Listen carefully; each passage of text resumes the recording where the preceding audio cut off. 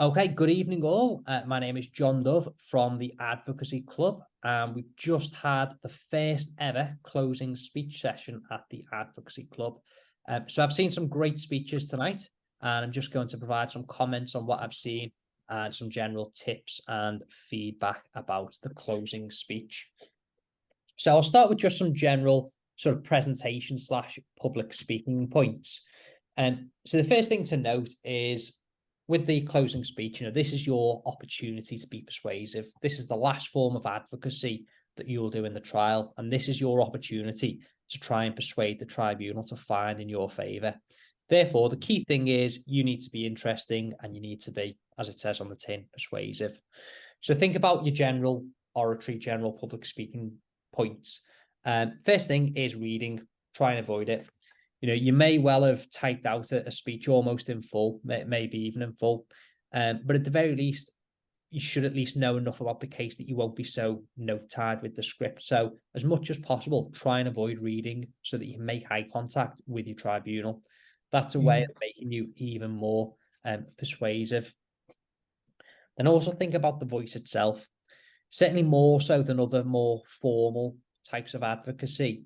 You can use a lot more variation in the voice, a lot more variation in the pitch. You can emphasize certain words, certainly pause when you get to quite significant points, and it just adds that emphasis. It makes the point seem even more significant. So just sort of simple tips like that. And the last thing I'm going to say on general presentation tips is to speak nice and slowly. So once again, the more slowly that you speak, the more persuasive you appear, the more confident you appear, and more importantly, your tribunal will likely be taking notes as well. I would also remind the tribunal of the burden of proof. So in today's case, we were doing a criminal case and everybody was doing the closing speech on behalf of the defence. So at the outset, remind the tribunal that the burden of proof rests with the prosecution and how high that standard of proof is. And you can also remind them at the end as well. But it's also always a good starting point. So the tribunal, whoever that is, whether it's a district judge, whether it's a bench of magistrates, whether it's a jury, they know what they're weighing the evidence against.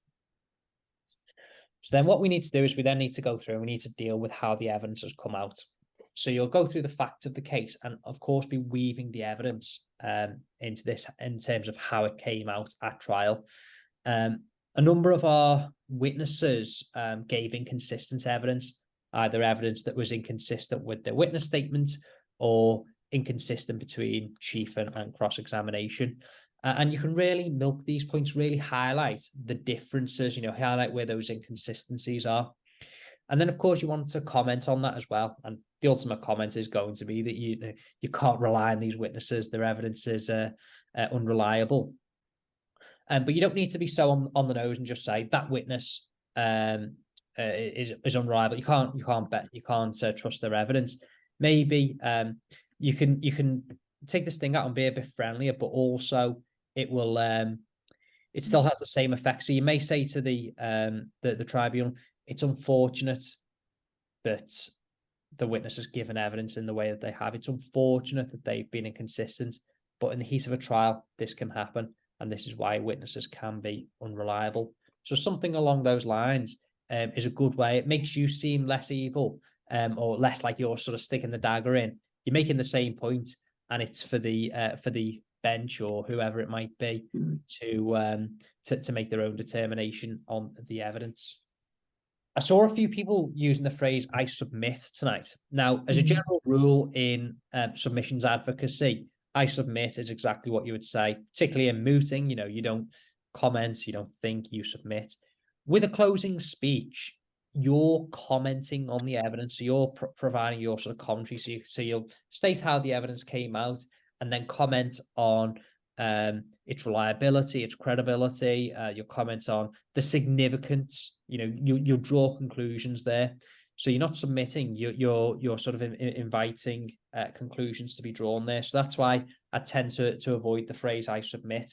So you may say, you may believe, as a result of the inconsistency, you may believe that, or whatever it might be. There was a really good phrase as well and I saw tonight, and so this was within a closing speech, and what this particular individual said, they said, in short, the prosecution evidence is based on a drunk witness and somebody who didn't see anything. And that, in a nutshell, is the prosecution's case. I thought that was a really, really snappy way.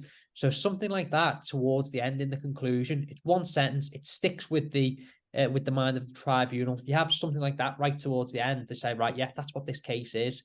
You got a drunk guy and someone that didn't see anything. How can we be sure?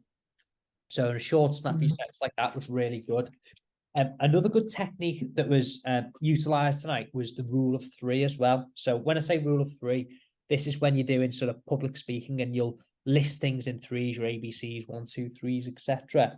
And this particular individual was commenting on the evidence of the complainant.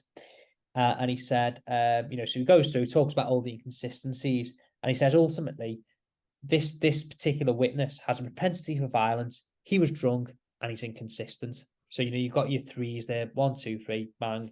And it's a really good way of saying things in threes. It's a good way for it to stick in the mind of the tribunal. It's easy to follow.